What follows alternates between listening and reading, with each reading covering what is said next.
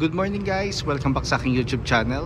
For today's video, check natin ang 2025 Honda City 1.5 VCVT Obsidian Blue Pearl. Guys, ito yung middle variant ng ating Honda City. Ang kanyang price is 1,073,000 pesos. So tour ko na kayo ngayon sa ating featured unit for today.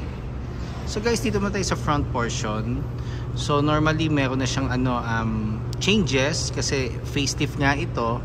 Meron na siyang resemblance dun sa 10th gen na Honda Civic. Yun yung pinakamalapit na design ngayon sa front portion ng ating Honda City. So naka halogen projector headlights tayo with daytime running lights. Then ang maganda ngayon sa V variant natin, doon sa previous model kasi walang fog lamps, ngayon meron na siyang fog lamps. Then matte black front grille. So doon rin sa lower front bumper, matte black din ang ating grille. And the same time, yung kanyang front accent garnish, kung mapapansin nyo, napaka sporty rin ng itsura niya. So may mga sharp na tayo dito, portions. Kaya mas elegant siya tingnan compared doon sa previous model. So pakita ko lang uli ating front portion.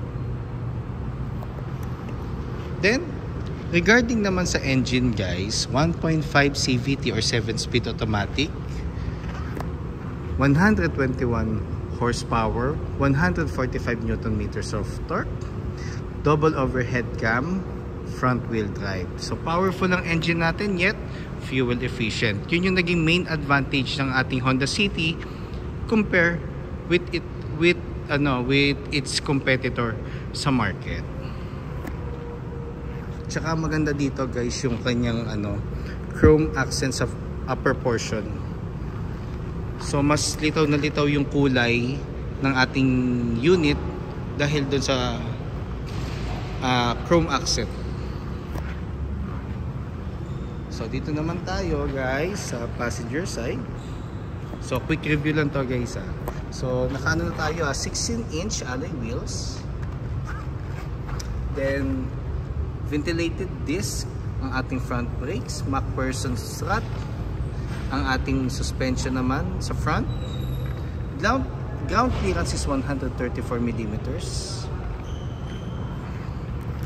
Then door integrated side mirrors, so iwas blind spot.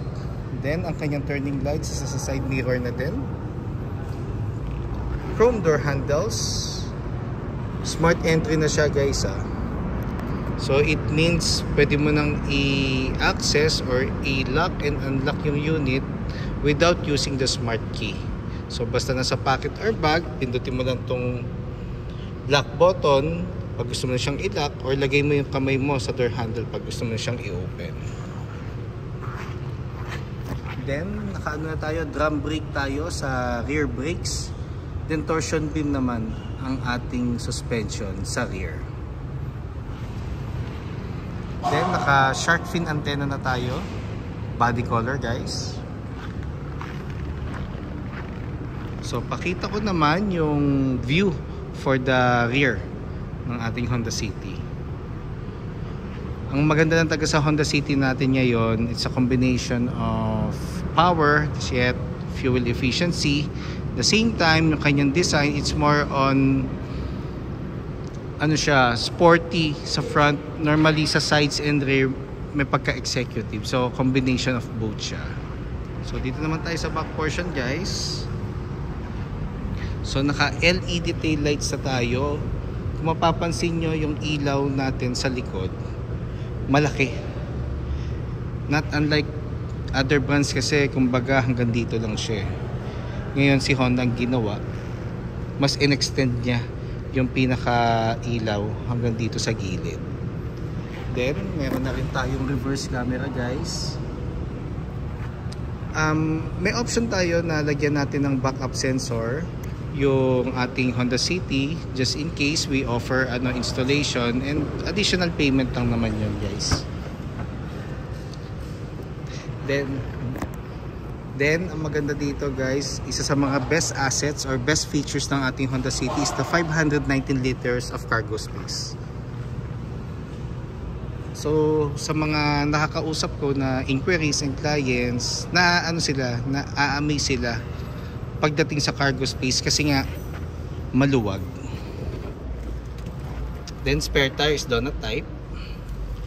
So pag nag-release naman tayo, kasama na yung mga jacks, tools, yung mga early warning device, yung mga standard freebies kasama na rin naman yan guys. So dito naman tayo sa driver's side, sa likod na view. Tsaka yung Obsidian Blue Pearl guys, exclusive lang siya for Honda City. So it's more on the darker color ng ating blue. Then 40 liters fuel tank capacity. Minimum octane is 91. So kung higher octane ang mas preferred nyo, 93, 95 or 97, kailangan consistent or i-maintain natin na isang octane lang ang gagamitin natin. So dito naman tayo guys sa second row. So dito sa door panel sa ating second row, ano siya, urethane texture. Then fabric ang ating normally armrest for the door panel dito sa second row. Then ang texture ng ating upuan or ng ating seats is fabric pa din. Normally mga top of the line or RS variant ang mga naka leather seats for Honda. Then ang ceiling natin is light gray. Then for the middle variant, meron siyang aircon vent sa middle section. So kulang ako guys. Kung mapapansin nyo, spacious legroom, which is isa sa mga features din talaga ni Honda. Across all model lineups naman, maluluwag ang units natin para mas convenient, comfortable tayo pag magta-travel tayo. Headroom, syempre hindi rin magpapauli ang Honda kahit mataas or matangkad ang mga sasakay, kayang accommodate yan ng ating Honda vehicles.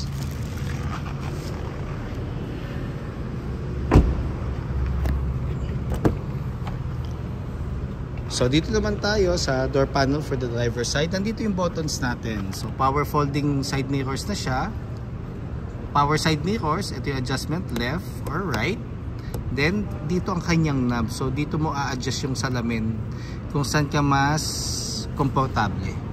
Central door lock, window switches. Then PSI guide, pero normally ang sinasabi ko sa mga clients ko, 32 sa harap, 30 sa likod. Pwede nyo siyang adjust kung saan kayo mas comfortable or convenient pag mag-aano kayo, pag magta-travel kayo. So sa baba naman ng steering wheel, nandito yung ating gas lid and hood. So ito yung pinaka-lever niya, ipupull nyo lang siya para mag-open. Tapos sa gilid ng driver's seat, nandito yung sa sa compartment naman. Tapos may option din sa smart key kung gusto nyo i-open yung compartment.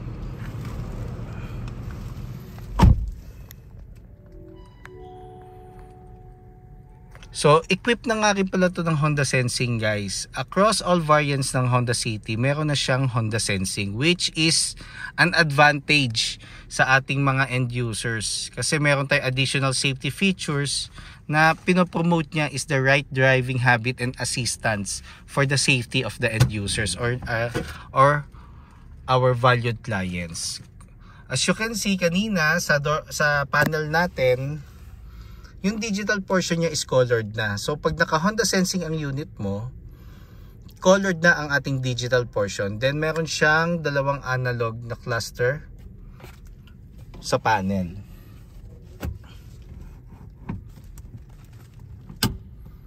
Then ang maganda dito guys,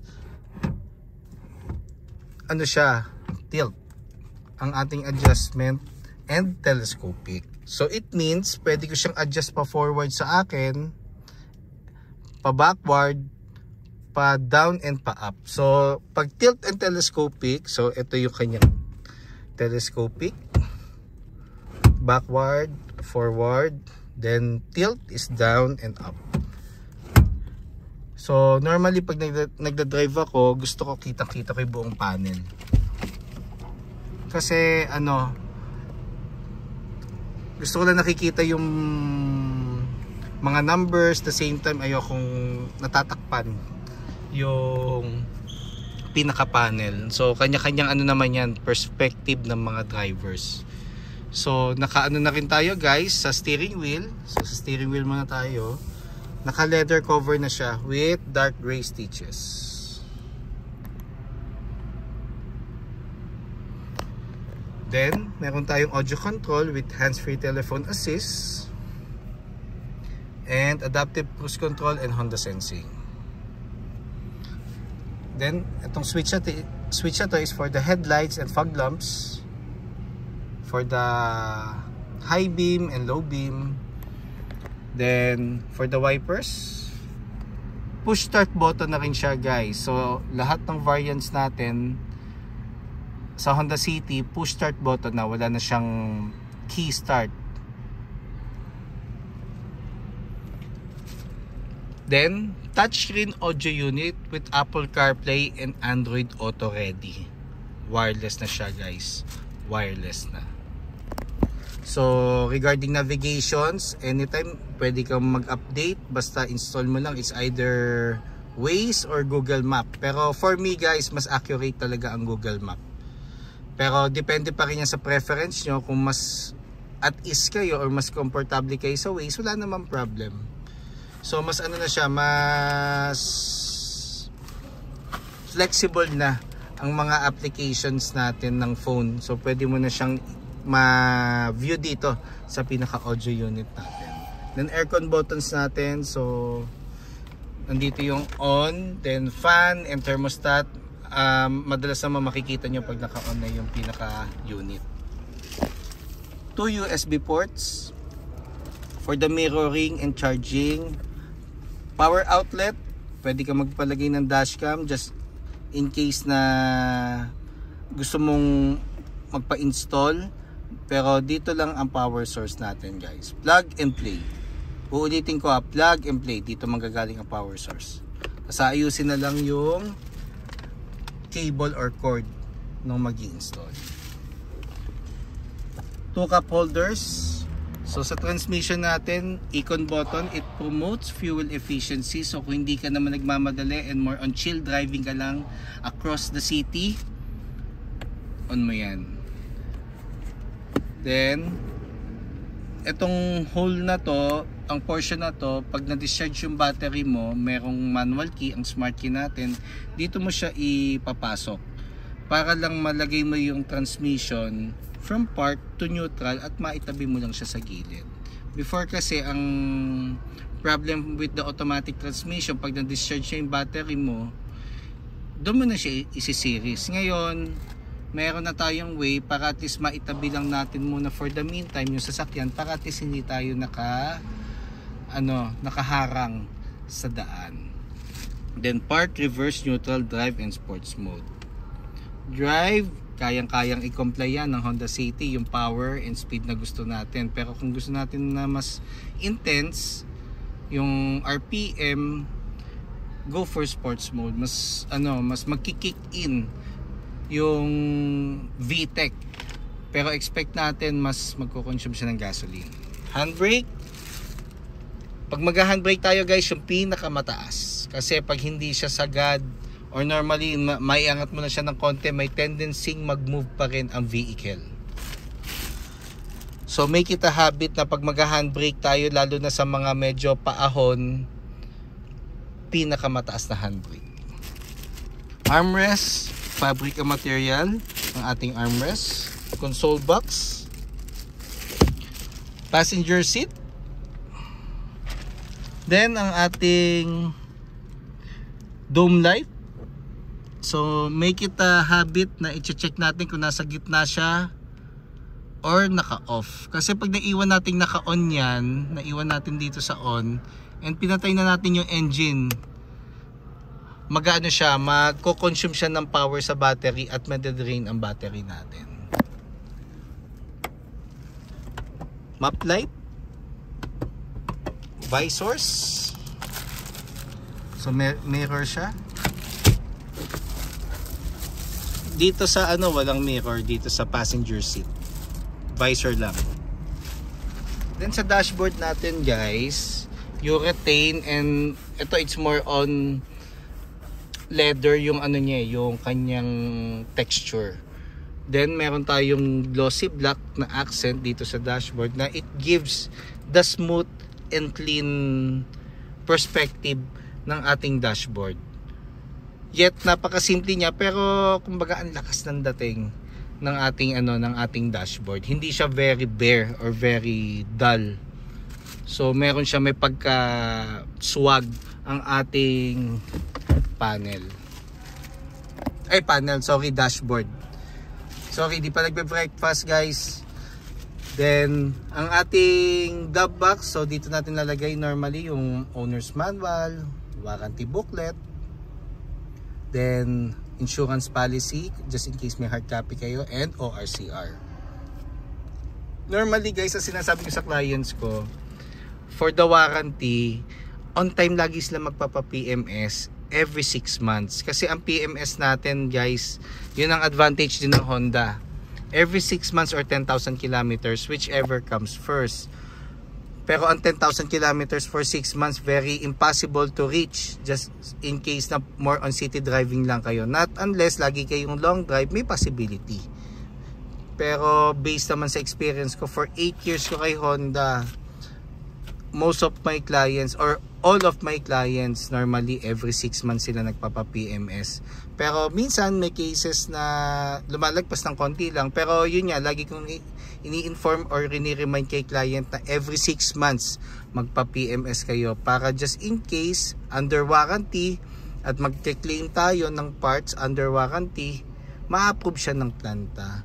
Para at least maganda rin lagi ang condition ng sasakyan nyo. Yun kasi ang susi or key para ma-maintain natin ng matagal ang mga sasakyan. Regular maintenance. Para ma-prevent natin ang lahat ng dapat na hindi dapat mangyari sa sasakyan. So, yun lang guys for today's vlog. So just in case you have any concerns regarding cash discounts or bank PO, low down payments, parts inquiry, service appointments, or bank display for our bank partners, and even test drives, feel free to call or text 0906-386-8937 or visit me at 598 EDSA East Grace Park, Caloocan City. And look for me guys, Ross Oliver Cruz, ang inyong friendly sales manager here at Honda Cars Balintawak.